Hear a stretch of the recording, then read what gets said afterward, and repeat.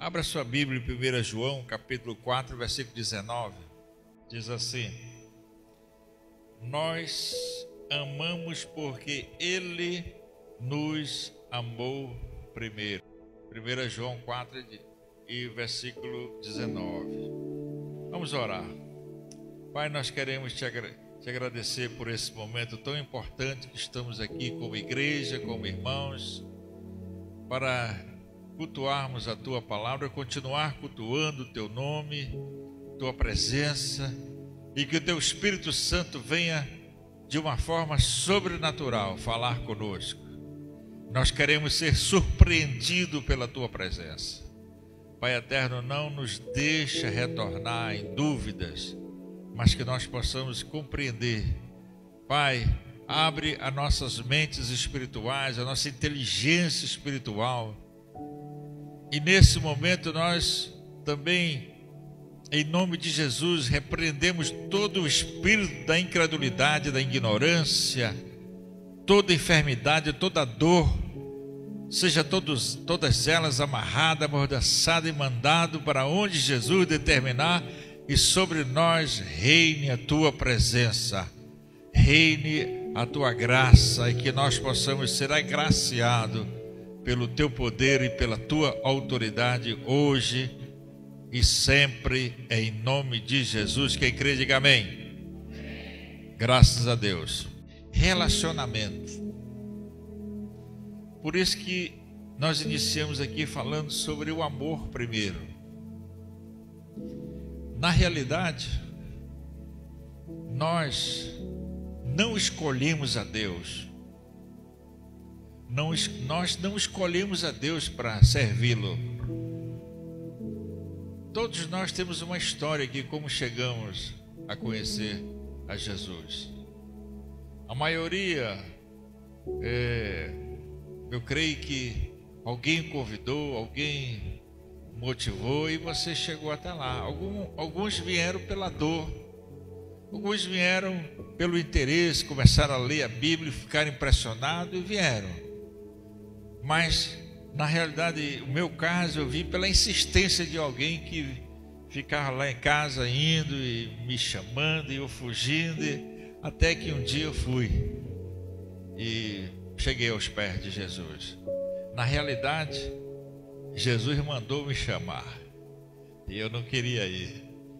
Mas olha só, quando nós vamos olhar esse primeiro amor, Jesus, ele prepara, aliás, Deus, ele desenha um projeto para o planeta, e quando ele vai colocar habitação nesse planeta, ele resolve colocar seres humanos para administrar o seu projeto. E aí começa então todo um processo. Quando nós vimos 1 João também 4, em versículo 10, ele diz: E nisto consiste o amor, não em que nós tenhamos amado a Deus, mas em que Ele nos amou e enviou o Seu Filho como propiciação pelos nossos pecados, para que nós fôssemos sarados, curados, limpos, liberados e formarmos a sua família. No projeto inicial, lá no paraíso, no início, não tinha coisa melhor, irmãos. Deus faz todas as coisas, coloca um homem, coloca Adão, não é? E ele ali foi treinado. Adão foi treinado um tempo para saber se ele estava preparado para receber uma família. Veja como que a família é muito importante. Deus nunca vai entregar. Eu posso sair assim? Não tem negócio aqui. Olha aqui, Deus, Ele só entregou essa mulher para ti e para mim 2 vezes, porque Ele confiou em ti. ele não entregaria essa mulher se ele não tivesse confiado em ti. Aí você me pergunta, isso é bíblico? É. Olha só.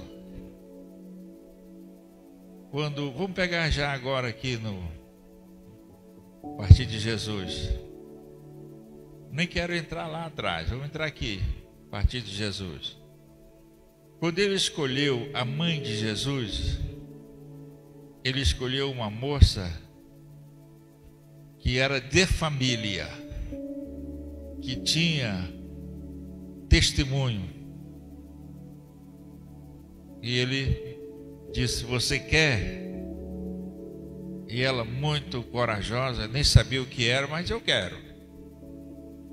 Depois ela se lembrou que ela era casada. E como que ela ia ficar gestante sem ter relação, contato com o marido? Olha a dificuldade aí. Aí vocês sabem da história que José, quando soube, ia abrir, mas no sonho, só no sonho, Deus poderia convencê-lo. E mostrou para ele, para Deus convencer a José que ele ia ser o pai de uma família importante. Ele mostrou o projeto para ele. Eis que ela foi escolhida para conceber aquele que vai salvar o mundo. Mas você não pode tocar nela, porque há uma unção espiritual aí, não pode ser contaminado, e a presença do homem contamina, então você tem que respeitar até ela conceber. Agora, o que eu acho engraçado, todas as vezes que nós falamos com Deus e nós entramos numa linha, nós entramos num alinhamento de obediência, Deus nunca te deixa sem resposta e sem oferta.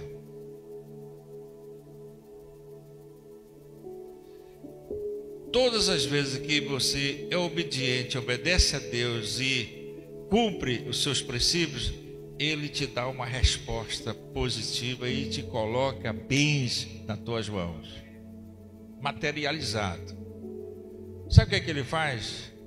Ele diz: se você, José, não tocar nela, obedecer, deixar concebê-la, e depois que tiver tudo legal, tudo certo, eu a te devolvo e te devolvo virgem novamente. Olha aí.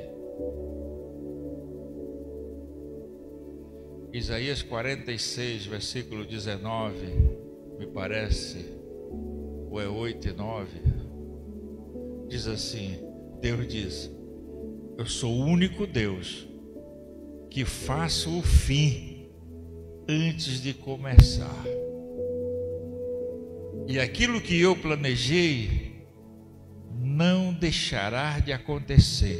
Ou seja, Deus é o único que já sabe o fim da nossa história até antes de começar. Amém? Amém, queridos? Então, quando ele fala para José: obedece que eu te devolvo tranquila, não perdeu nada, pelo contrário, já ganhou uma família. E aí as outras coisas irão ser acrescentadas. Muito bem. Aí vamos agora, depois passa esse processo, nós vamos observar, vamos analisar alguns princípios aqui bem rapidinho. O que é a palavra relacionamento? Relacionamento ele define, aliás, como uma qualidade de um estado, de estar relacionado, ligação, uma associação, e essa ligação, essa associação é entre pessoas que têm o mesmo objetivo, que têm a mesma visão, que têm o mesmo critério, que quer verdadeiramente seguir para uma finalidade comum. Então veja só, quando nós olhamos para agora, bem rapidamente, quando nós olhamos para a palavra lá no início, lá em Levítico 26, 12, Deus disse assim para o povo de Israel: olha, eu quero um relacionamento com vocês, e vocês andem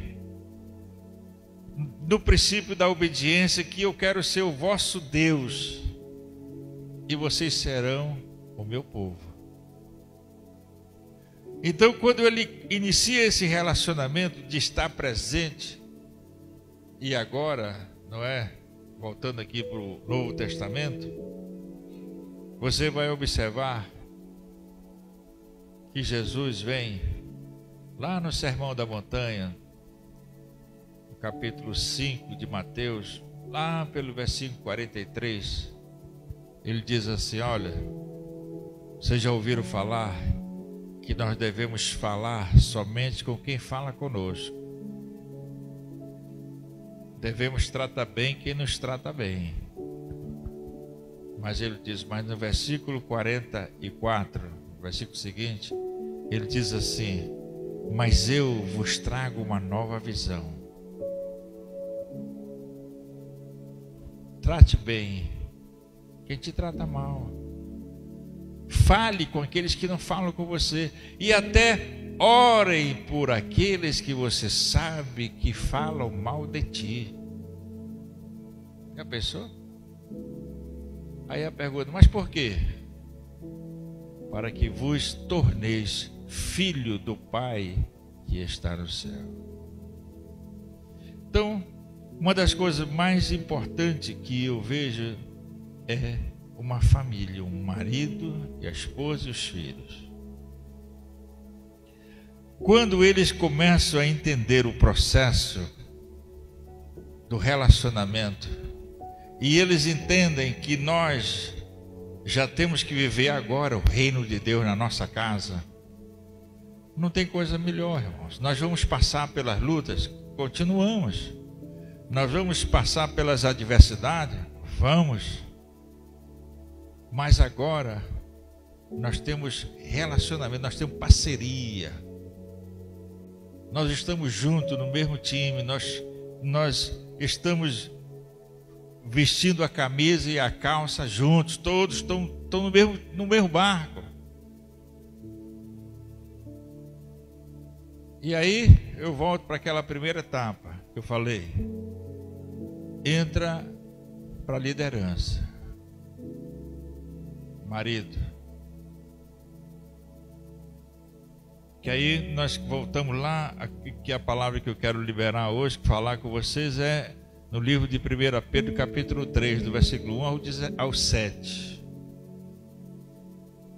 Que aí nós vamos ver um relacionamento ali consolidado.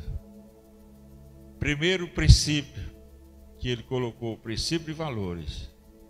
Deus disse assim para a mulher: mulheres, capítulo 1, versículo 1 do capítulo 3 de 1 Pedro: sejam submissas aos vossos maridos.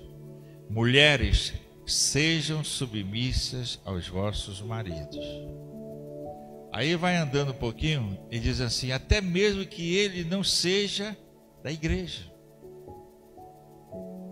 Paulo lá atrás, ele, na doutrina, ele diz: se ele mesmo não sendo da igreja, ele te aceita, vive com ele, não separe, mas obedeça.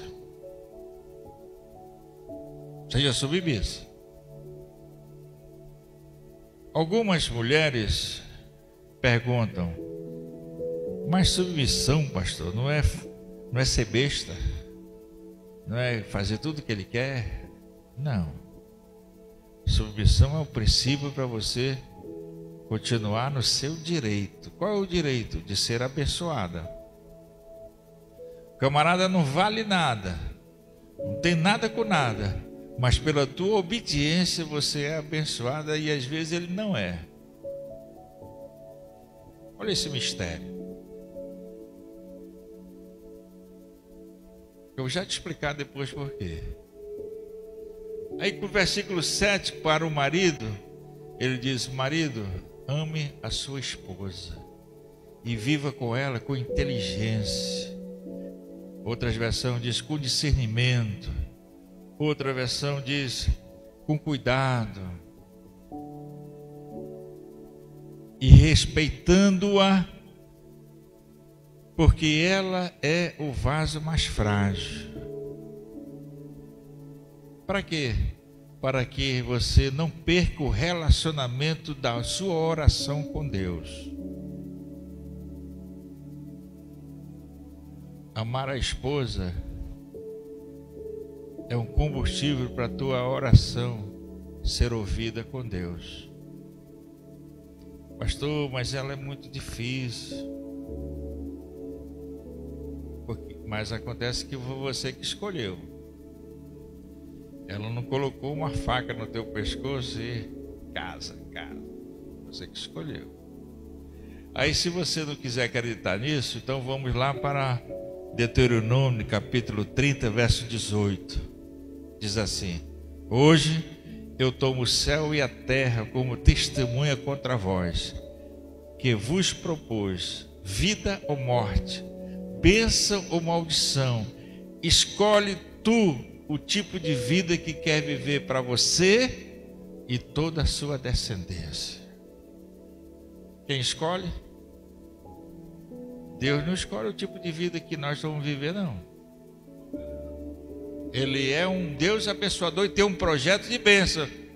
Por quê? Romanos 12, 2, que eu não canso de falar.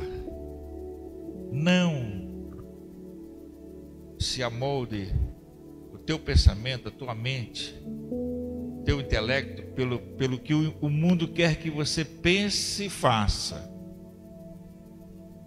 Mas renove. Para quê? Para que você possa usufruir do que é bom, do que é agradável, do que é perfeito, que é a vontade de Deus para a tua vida. Diga amém, irmãos? Então o projeto de Deus, o quê? É o melhor para nós. Olha aqui, tem uns que falam pela metade: olha, quando eu sou cristão e eu vou comer o melhor dessa terra, mas não muda os valores.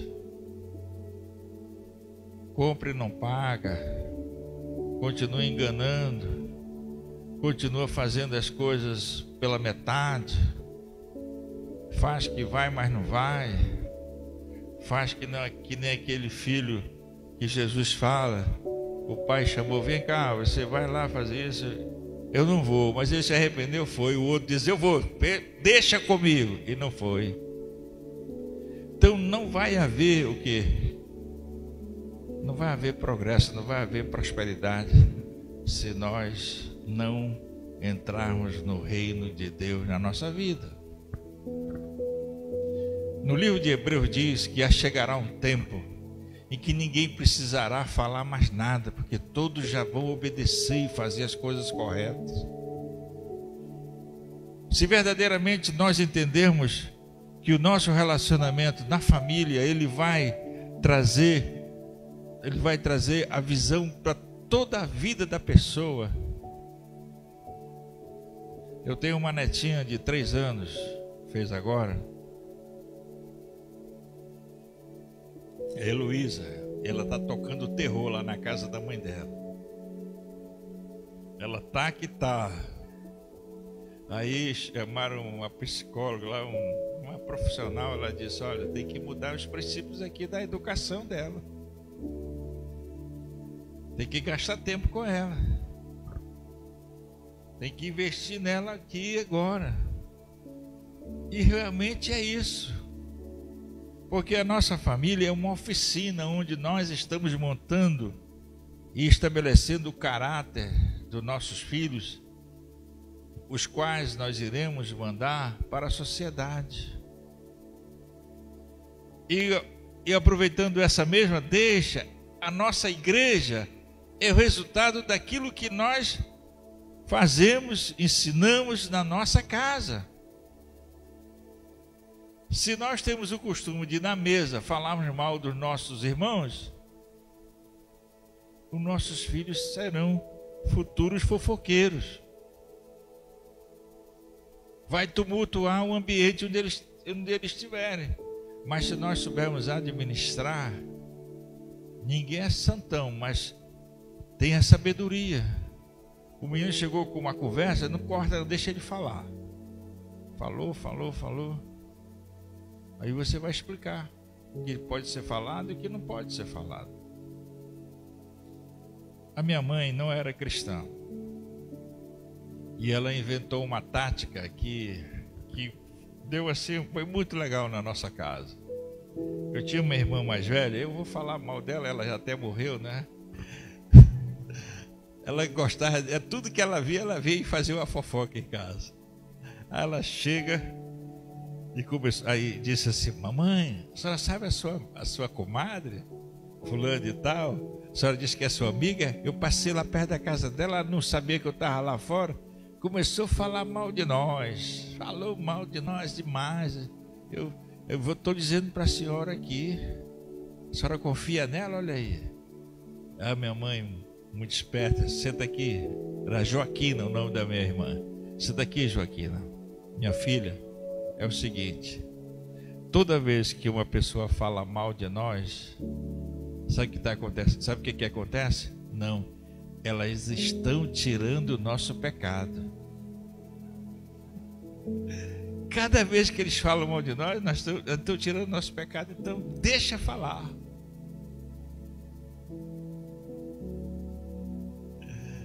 Mas, é uma graça, né?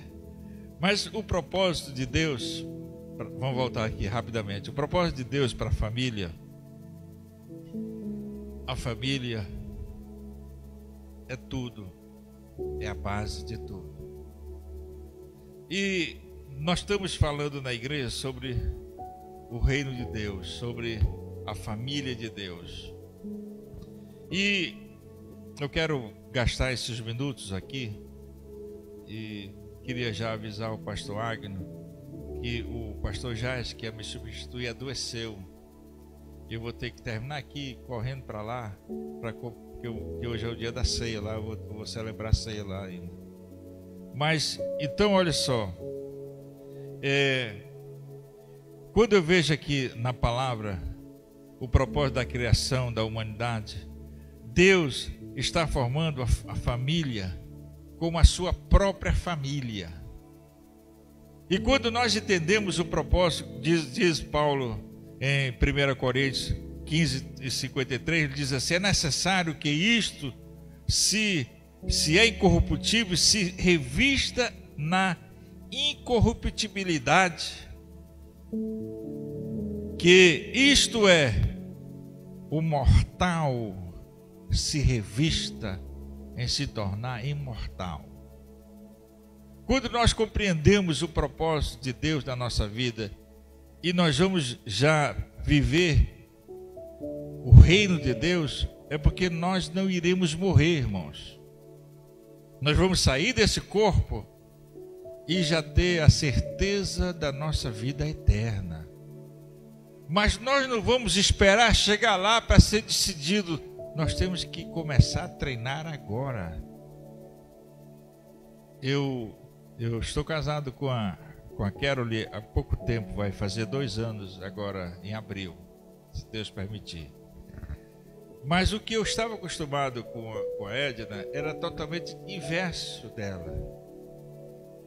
E eu acho que ela veio de encomenda para me treinar uma outra etapa da minha vida, assim.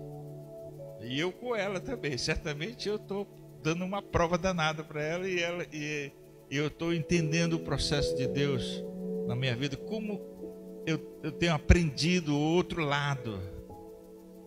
Porque eu já era acostumado a que as coisas eram do jeito que eu queria, ou que eu estava acostumado. Mas ela não funciona assim. Que é isso que eu quero concluir com vocês. 2 Timóteo, aliás, 1 Timóteo 2, 3 e 4, Paulo diz assim: Deus, nosso Senhor, deseja que todos os homens sejam salvos e venham ao conhecimento da verdade.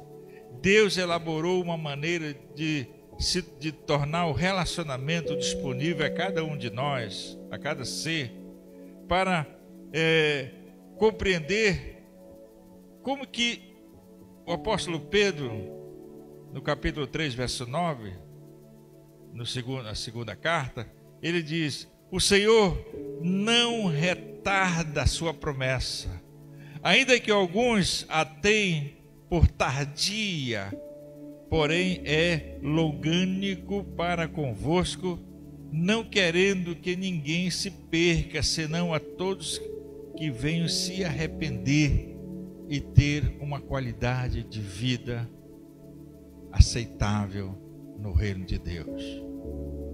Então, viver no reino de Deus é nós termos a consciência que nós precisamos ser pessoas que servem ao Senhor.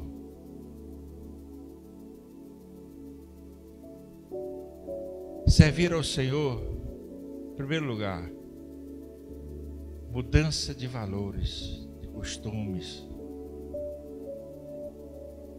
para entender o propósito de Deus na nossa vida, irmãos.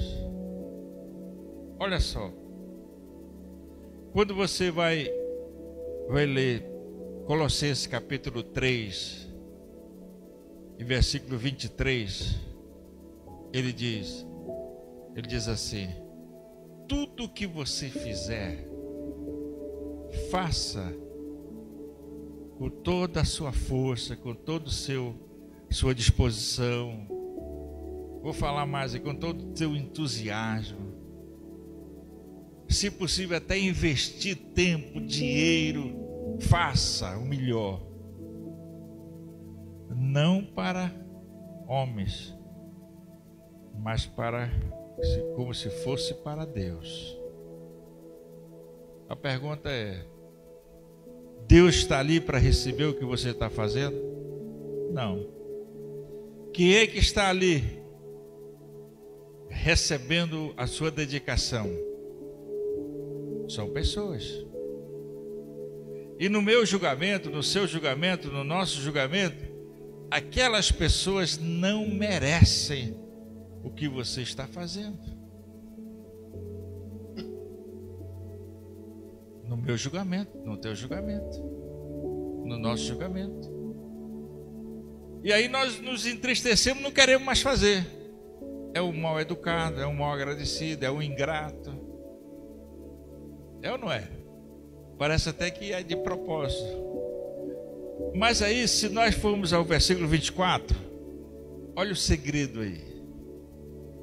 Sabendo que a minha recompensa, a nossa recompensa, virá do Senhor, através de Cristo Jesus, a quem nós servimos. Diga amém, irmãos.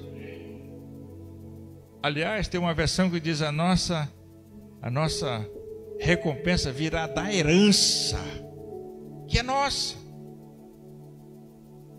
Então, quando eu estou fazendo as coisas para a Carolyn, que ela está querendo ali, eu não estava querendo, mas eu vou fazer, eu vou investir nela, não é porque ela tem os seus lindos olhos azuis, não, é porque eu estou investindo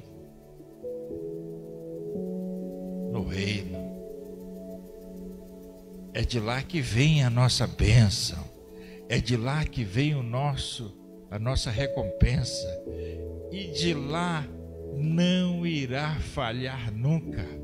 A Carol ou outra pessoa falha, mas ele não. E Deus nunca deixa de nos entregar a nossa verdadeira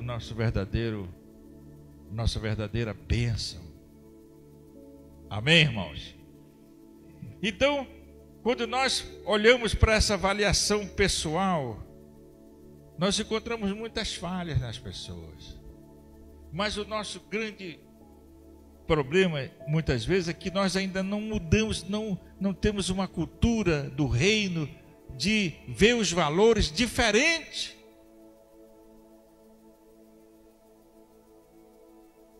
Algumas pessoas ficam assim: não, porque você é bobo. Irmãos, olha aqui. Eu já saí de várias enrascadas com essa minha ideia aqui. Uma ocasião, eu estava num seminário e contratei um eletricista para fazer toda a reforma. E ele foi, fez o orçamento e tal, comprei o material. Ele começou a trabalhar e era muito grande. E eu, naquela pressa, com muita correria, ia liberando o dinheiro para ele, sem olhar no cronograma se ele estava fazendo o trabalho. Quando chegou um determinado tempo que eu fui me atentar, faltava assim mais ou menos uns R$2.000. Mas a obra tinha sido quase 20. E ainda estava assim, mais da metade para fazer. Aí ele chegou e disse assim para mim: pastor, não dá mais para continuar o trabalho não, com esse valor que eu cobrei, que eu errei no cálculo e tal.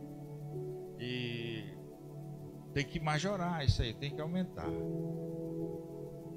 Aí eu olhei assim e vi que ele...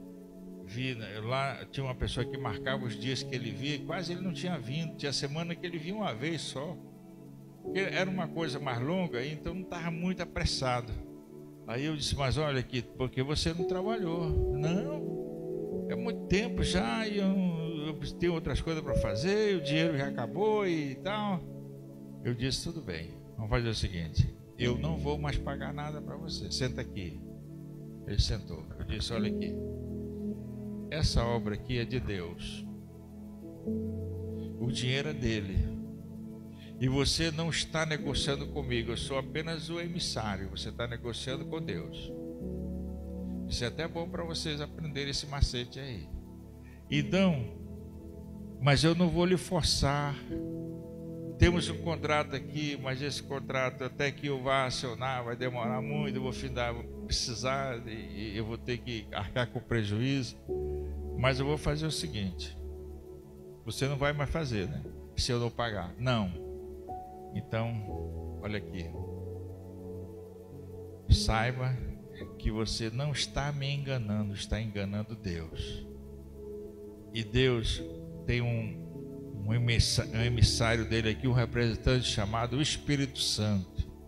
E ele está nos vendo aqui, nós conversando. Ele vai te seguir. Para onde você for, ele vai atrás. Aí toda vez que você olhar, poxa, enganei Deus, e o Espírito Santo está me olhando, meu Deus, o que vai... Para onde você for, o Espírito Santo vai dizer: você enganou, você me enganou. E aí? Pode ir. Aí se levantou, Agro, foi. Chegou lá na porta assim e voltou: pastor, querendo chorar. Pastor, me perdoe, eu vou fazer, eu vou trabalhar, eu vou começar agora. E ele fez, irmão. Eu até dei um pouco mais para ele, mas ele fez. Então as pessoas às vezes, não é, me pedem as coisas assim, eu dou, mas eu não estou dando para ele não, eu estou dando para o reino. Por quê? Porque o reino, ele te devolve, mas as pessoas muitas vezes não têm condição. E você coloca um peso muito grande nele, aí fica você e ele amarrado, com raiva, chateado, aborrecido.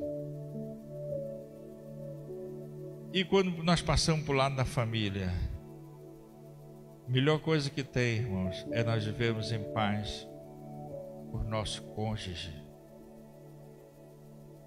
E as mulheres têm que entender o seguinte: para nós sermos bem-sucedidos, a submissão, que é a obediência, ela tem um peso máximo diante de Deus.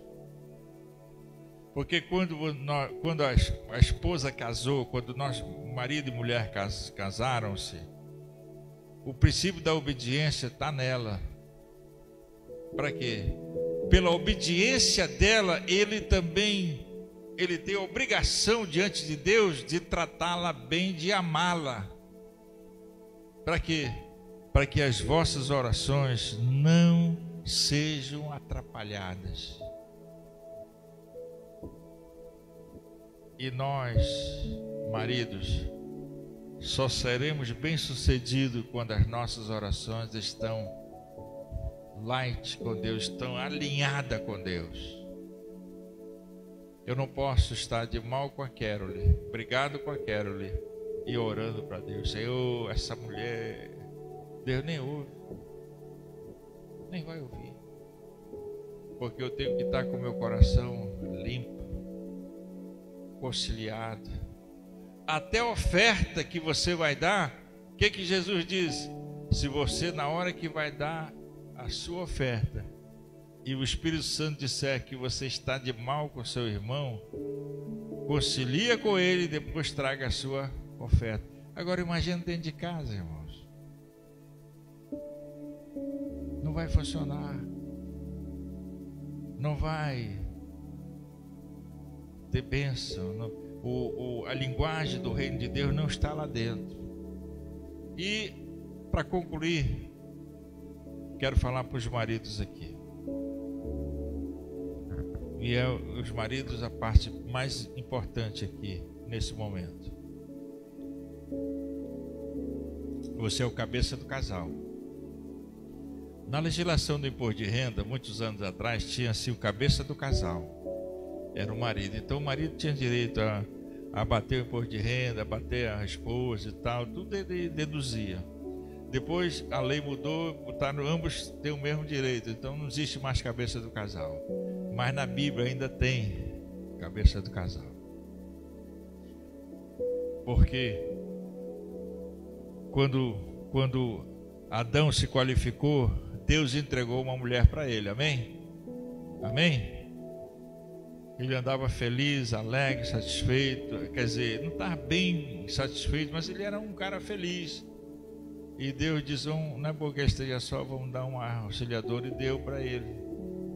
A partir dali, a responsabilidade dele aumentou, né? Que tem que cuidar dela e tem que dar satisfação para ele. Ele não podia mais sair qualquer hora da casa, ele não podia mais dormir no trabalho como ele dormia, ele não podia dormir por aí como ele fazia. Ele tem agora obrigações, tem que voltar todo dia, tem que prestar conta ali e tal, falar para ela e tal. Então, por quê? Porque virou uma sociedade. Muito bem. Aqui que eu quero chegar. Então, se você quer ser bem sucedido no seu relacionamento conjugal, olha o que eu vou lhe dizer. Não vai depender da tua esposa, depende de ti. Deus, quando entregou a mulher para o marido, como eu te falei há pouco, é porque ele confiou que ele ia cuidar dela. E a mulher tem que ter essa consciência, ao submissão, se entrega a ele. Ele que vai cuidar dela. E para eu saber como devo viver bem com ela, eu tenho que aprender como que ela funciona. Definitivamente nós não somos iguais, concorda? Definitivamente ninguém é igual ao outro. Aqui que é o lance. Olha só. Por que os conflitos hoje? Porque eu quero que a Carol seja como eu quero e que ela faça o que eu mando e ela pense como eu penso e tudo que eu quiser ela concorde. A Carol, não, eu casei com ele, vai ter do meu jeito, ele tem que fazer o que eu estou mandando, tem que ser assim, e e tal, e não funciona. Porque ninguém muda ninguém. Agora tem um detalhe, qual é? Nós podemos influenciar, irmãos. O teu testemunho influencia o outro. Então, como nós somos responsáveis pelo casal, o que é que nós fazemos? O que é que eu faço? O que é que eu falo para vocês? Observe como ela funciona.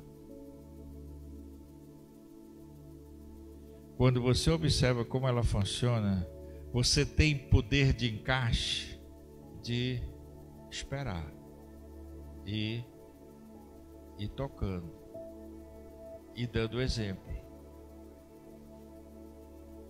e tendo paciência. A paciência é sinônimo de inteligência. Quem não tem inteligência se afoba. Quem não tem inteligência se precipita. Mas quando você tem inteligência, você tem paciência e controla. Que Deus te dá sabedoria e te dá estratégia para administrar o bem que Deus te deu na tua mão. E quando assim acontece, em primeiro lugar, a tua oração vai mudar corações. A tua oração vai mudar até o coração do rei.